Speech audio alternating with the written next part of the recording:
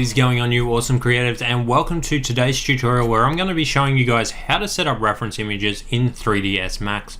So first things first, let's get rid of this grid so we've got a nice clean slate to work with.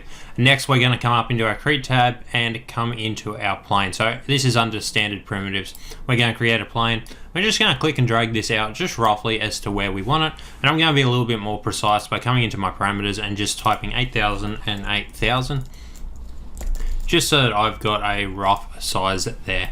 Right, our next thing that we're going to do is hit M on our keyboard to open up our material selector. You'll either be greeted with this dialog box for the slate material, or you maybe have this compact. I'm going to use the slate here because I find it the easiest, and I'm going to right click in this viewport, go into materials, scaline, and standard. This is going to create a standard material for what we need. If I double click on this, it's going to give me a quick preview of this standard material.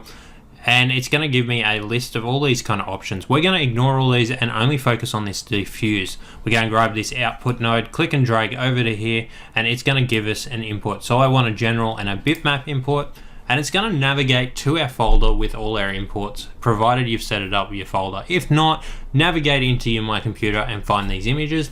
And at the moment, for this example, we're using the RGR House by ArchiNOW. Link down in the description down below if you guys want to check this project out. And we're going to select this east elevation and quickly open it up.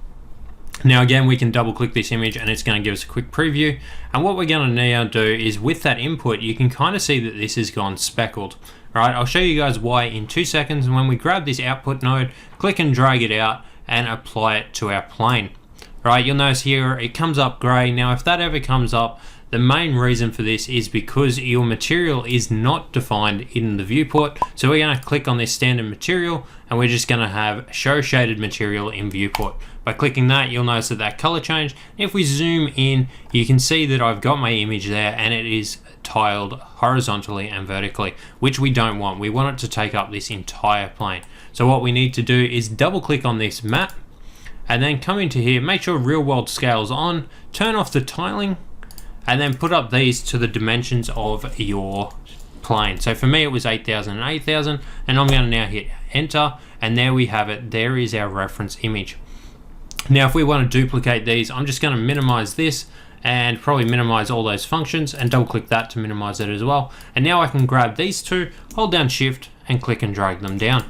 Nice and easy there, guys. And then I can double click this bitmap and come down into the parameters, double click on that or single click on it and change it to a north face and then click open. And there we have it. Now the second one is set up. So then again, we can click another plane and we can just click and drag it out. And again, we want this 8000 and 8000. All right, and then we can click this output onto the other one. And then remembering we need this shaded material on, and there we have it. There is our second image. Now I'm going to close down our materials, and what we want is to rotate these up. Obviously we don't want to model these on a flat plane because they're not floor plans, and we can grab both of these. Grab both of these and hit E or rotate. And we want to make sure this angle snaps on, and we want to rotate these up by 90 degrees. So there we are, and then we want to probably rotate this one around to 90 degrees as well.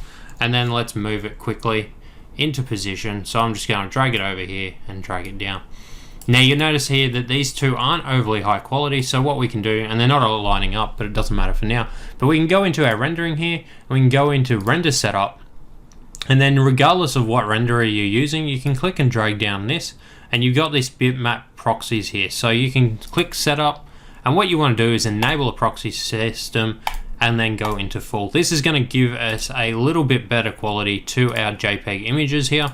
I'm going to click and drag that down just slightly. All right, and now we can kind of have a quick look at what we need to. Now say if I was modeling this and I just created a box to model up, and what I want to do is as I rotate this around is for the images not to be in the way as I'm modeling.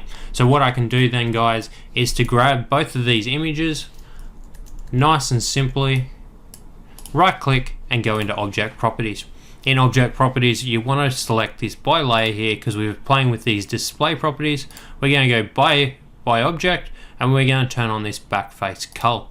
Hit OK on that, and you'll notice here, guys, that as I swing around, we're now greeted by boxes instead of the actual image. And as I rotate around, the image will either be shown or disappear depending. Now if you're not even seeing those boxes, chances are you probably don't have edged faces on, so just turn that on there, or you can always hit F3 and that'll turn you into wireframe mode. But anyway guys, that's going to wrap up today's tutorial on how to set up reference images in 3ds Max. Until next time guys, have an awesome week and I'll see you on the very next tutorial.